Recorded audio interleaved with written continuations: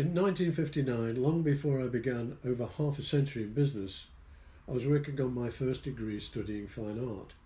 And this is a painting I completed in that year, and I've kept it with me ever since. Stay with me, I'm using the image to make a point, very little to do with art, apart from the subject matter, that is. This painting is called Petit Déjeuner. It's about mankind's apathy, its lack of consideration for other people, and the indifference of the predator instinct. That's something I know a lot about, and this painting stops me from ever forgetting. The painting is allegorical in that its narrative represents the continual challenges to mankind's humanity. So this then is a necessarily dark picture. There is no apparent light source, because illumination is yet to come, literally and metaphorically. It contains no decoration, nor elements that expose the era in which it takes place, and that's because the potential for abuse is actually timeless. The perspective, too, is also heavily distorted to reflect the story the painting presents. There is little to celebrate in this painting, with the exception of the tiny goldfish glittering from a bowl of water. We see the man sitting beside a table. That's a position, given the means to sustain ourselves, that we adopt hopefully at least 3 times a day. He is barefoot, which reflects his financial status, and his simple rough clothes further emphasise his lack of means. Physical rules, rituals dominate our lives, and he has of course taken his breakfast, his first meal of the day, and possibly his last. His hand holds a line which runs along the table into a fishbowl, where our goldfish remain unaware of the threat, in spite of other fish disappearing from their midst. The thin, almost invisible fishing line from his hand to the bowl represents the constant choice we have to cross it.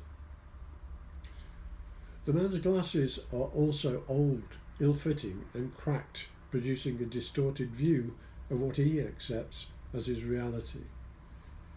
He sits with a traditional fish and chip shop newspaper on his lap. He eats without guilt or concern. His own needs outweigh any other. Today I represent my own age group, particularly those in nursing homes or residential care homes, who also remain vulnerable and easy prey. Yet likewise they are unable to escape or defend themselves and can become easy victims. The care industry seems to attract those who see vulnerability as an opportunity.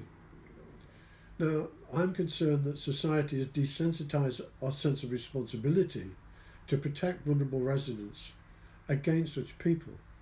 I'm concerned that we Disneyfy care homes, and given the changing world that we survive in, we leave the responsibilities necessarily to others who we believe have the superior aptitudes and far greater skills than us to look after our own.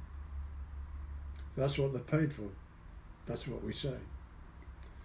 The organisation I serve is holding a 1-hour webinar to examine the need for cultural change. We're asking, is care home abuse actually unavoidable?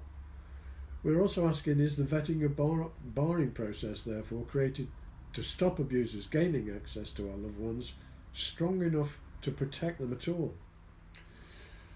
But given the growth of abuse reports worldwide, the answer seems pretty obvious to me.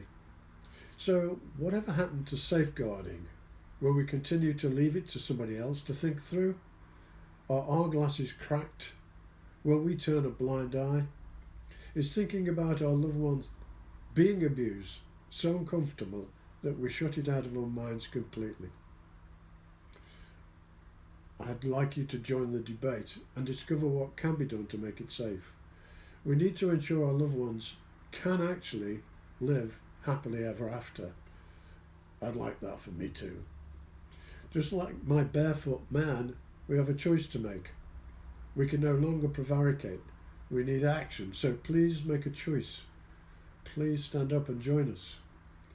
The webinar is to be held for just 1 hour on Tuesday, the 11th of October, starting at 12:30. So follow the link. It's only above to book your free place. Our elders are depending on us, and they really need to see you as well as me. Finally, if for any reason you can't take part, please simply click share to give others a chance to make a difference. Thanks for staying with me.